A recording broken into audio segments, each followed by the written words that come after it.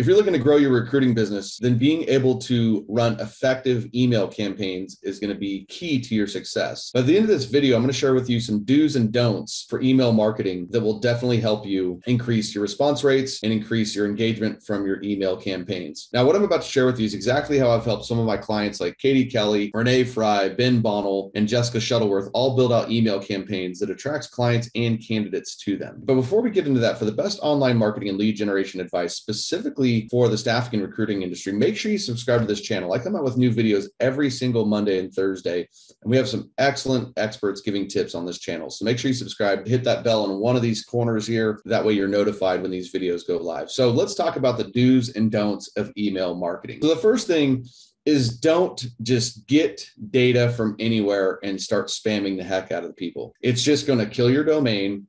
Your people are going to they're going to know about it. Your audience is going to know about it, and you're not going to get the response what you want.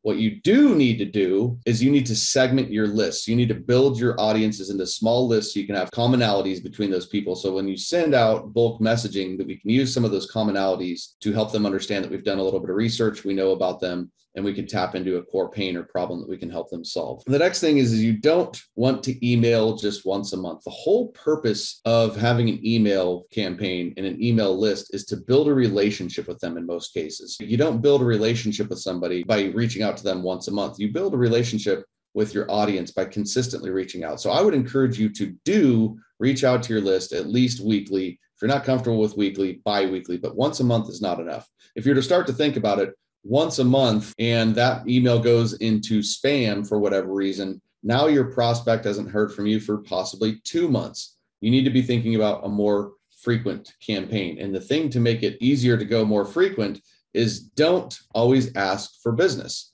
Don't use your email just as a promotional strategy for people to get on the phone with you and talk to you all the time, but do add value. When you add value, that allows you to communicate with your list more often. And that communication with your list more often is where you're going to build that relationship and ultimately become the most obvious choice, whether they're a candidate or client when their need arises. The next thing is don't send traditional newsletters. Newsletters are outdated. They're old. Newsletters speak corporate. They don't connect with the audience, but do send more of a personalized email. And especially if you have a personal brand, make sure that email is coming from you. Make sure there's a picture of you, and really write that email to one specific individual. Even though you're sending it to the mass, if you're really focusing on writing that email as you're writing to one person that's just getting it, it'll build a much better connection. But people don't want to be marketed to, and people don't build relationships with newsletters. People build relationships with people. And so really give that some thought as you're sending out your email campaigns. Don't assume that your audience knows what you're talking about. This is one of the common mistakes that's out there, is we assume that our audience knows what we're talking about.